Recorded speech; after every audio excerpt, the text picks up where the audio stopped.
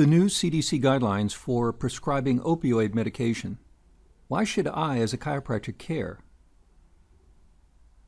The use of opioids for pain relief has risen to such a level that national medical organizations are taking action. In 2014 alone, U.S. retail pharmacies dispensed 245 million prescriptions for opioid pain relievers. 65% were for short-term therapy. However, approximately 3 to 4% of adults in the U.S. population were prescribed long-term opioid therapy. That's between 9.6 to 11.5 million people. And although evidence in randomized clinical trials suggests that there is short-term efficacy, this is for an effect lasting only around 12 weeks or less. Few studies follow patients beyond 1 year. Additionally, there is mounting concern that use of opioids has led to an alarming increase in abuse and overuse death, intentional and unintentional. From 1999 to 2014, more than 165,000 persons died of opioid overdose in the United States, and a third, 37%, of the 44,000 drug overdose deaths that were reported in 2013 alone were attributable to opioids. And in 2013, an estimated 1.9 million persons abused or were dependent on prescription opioid medication. This increasing concern was publicly voiced through national organizations making recommendations to their members, including this position paper published in December 2015. It's entitled A Reality Check: The Need for a Deeper Understanding of Opioid Abuse Treatment Options, a policy statement from the American College of Clinical Pharmacology. As a capstone to the many societal and organizational papers, in 2016, the CDC published guidelines in an effort to curtail the indiscriminate prescription of opioids without appropriate screening and follow-up. It's entitled CDC Guideline for Prescribing Opioids for Chronic Pain, the United States, 2016, published in the Journal of the American Medical Association. The full guideline with detail can be found in the Morbidity and Mortality Weekly Report. First, back in 1999 to 2008, the CDC's National Center for Health Statistics survey reported that overall the use of medications had skyrocketed. The percentage of individuals taking 5 or more drugs increased from 6.3 to 10.7%.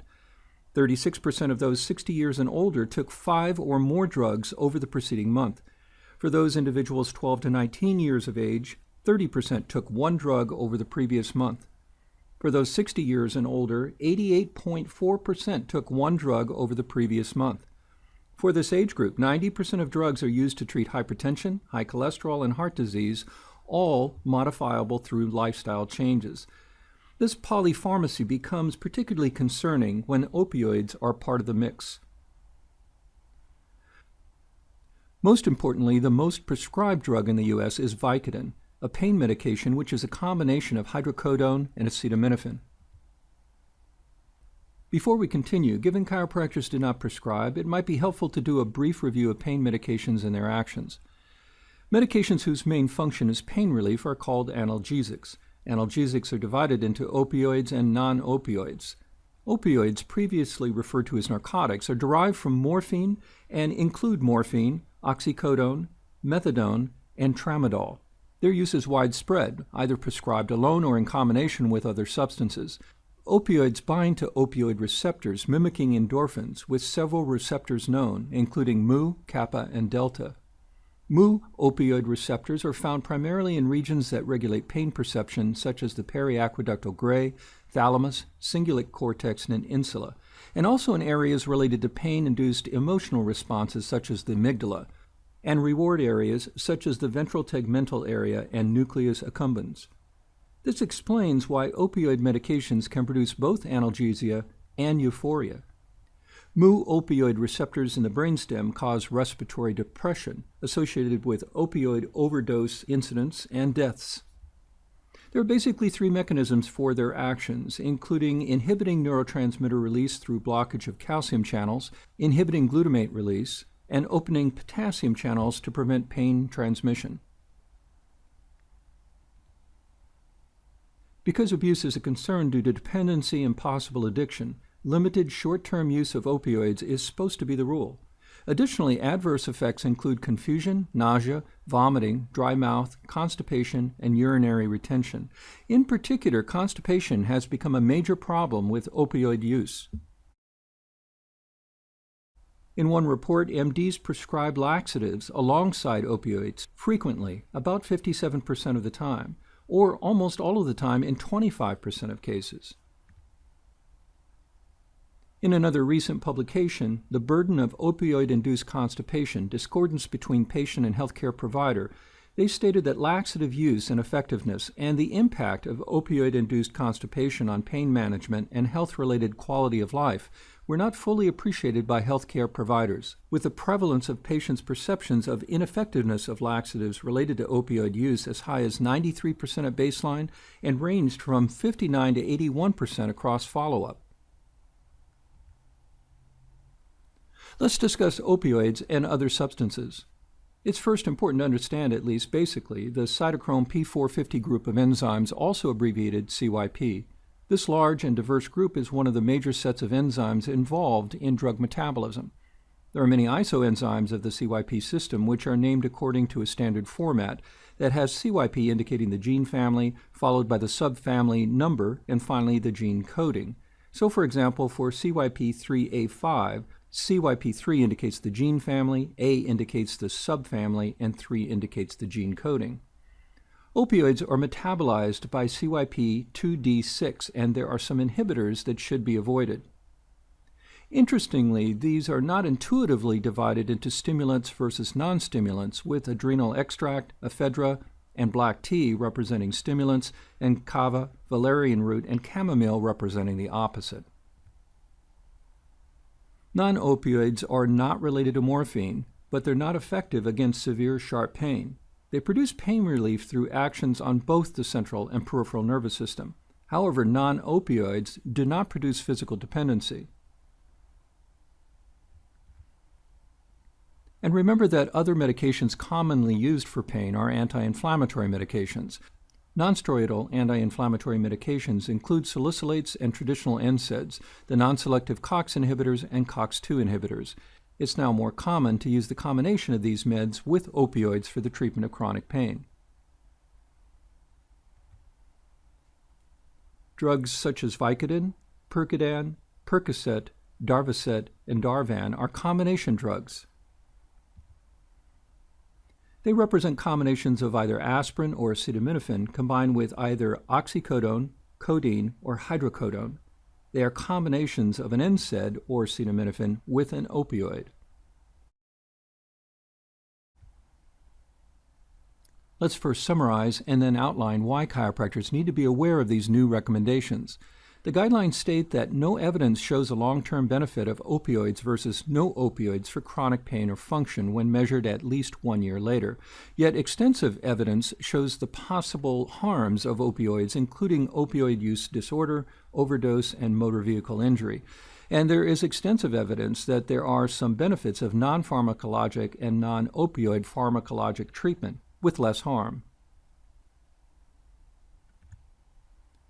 So let's briefly summarize the 12 recommendations. Non-pharmacologic therapy combined with pharmacologic therapy other than opioids are preferred for chronic pain. Before starting and while patients are still on opioid therapy, clinicians should discuss with them the known risks and realistic benefits of opioids. And clinicians should prescribe immediate-release opioids instead of extended-release, long-acting opioids.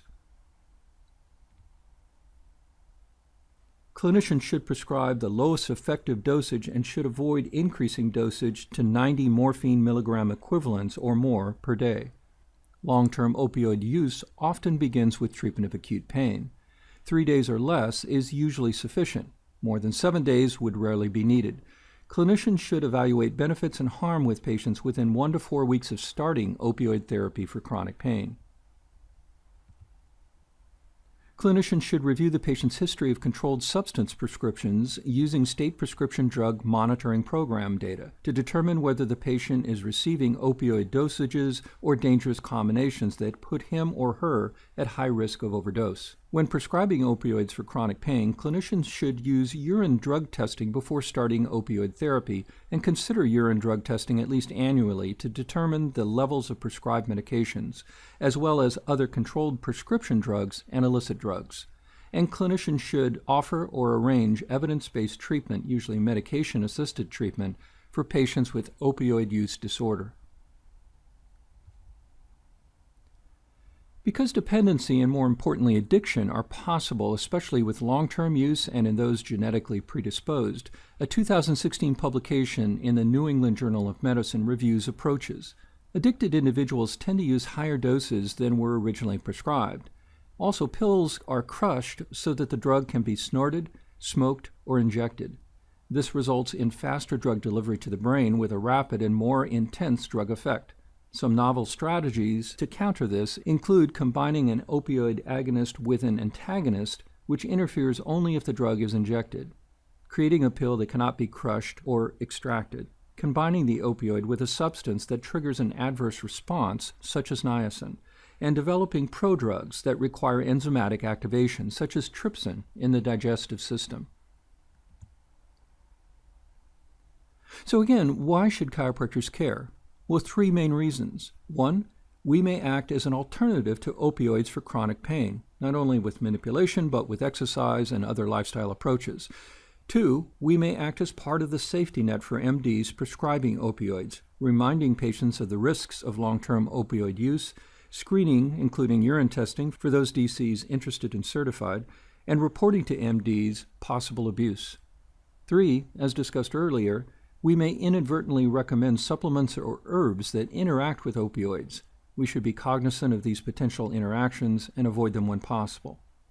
So we see opportunities here to be part of the solution, but here is what is disconcerting and frustrating. At the end of the CDC Guidelines publication is a link to resources. Here it is. You can see a link to a PDF to non-opioid treatments. Yet when you review these, they do recommend exercise and activity, and acupuncture is listed, but no recommendations for manipulation as an option for migraine headaches or low back pain or any other chronic musculoskeletal condition. The opioid crisis comes at a time when musculoskeletal pain has become a worldwide focus. In a 2015 publication entitled Reflecting on the Global Burden of Musculoskeletal Conditions, Lessons Learned from the Global Burden of Disease 2010 Study and the Next Steps Forward, the authors stated, "A paradigm shift is urgently needed among global agencies in order to alleviate the rapidly increasing global burden from musculoskeletal conditions. Prevention and control of musculoskeletal disability are required, along with health system changes." Further, in the executive summary of the burden of musculoskeletal diseases in the United States, prevalence, societal, and economic cost, published by the Bone and Joint Initiative at www.boneandjointburden.org, several alarming statistics are presented. More than 30% of Americans have some form of acute or chronic pain. Among older adults, the prevalence of chronic pain is more than 40%. In 2012, there were 290.8 million workdays lost due to neck or low back pain, with the average number of workdays lost per person at 11. Musculoskeletal disorders cost $213 billion in 2011 in indirect and indirect costs, or 1.4% of the U.S. gross domestic product. 1 in 2 adults aged 65 and older already have some form of arthritis, but nearly 2/3 of those with arthritis are under 65. In 2011, 18% of healthcare visits were related to musculoskeletal conditions. 16.3% of total medical expenditures were for musculoskeletal conditions. Yet less than 2% of the NIH budget is allocated to musculoskeletal research. Their conclusion is then that there must be an investing in prevention, diagnosis, and treatment to improve outcomes and lower costs. To accomplish these goals, they have provided a number of recommendations. One of the recommendations is to promote better coordination between physicians and other care providers, including primary care providers, specialists, physical therapists, chiropractors, and alternative caregivers. So what we have here is an opportunity like no other. We have the recognition that chronic pain is a global concern coupled with the inappropriate use of opioids. Why can't we take advantage of this unique time? A couple of observations. We're not yet recognized either in the medical community or with patients as a primary go-to provider for chronic pain. And ironically, having worked with the Veterans Administration and other rehabilitation clinics, there is a common concern that addicted individuals will simply become addicted to chiropractic care.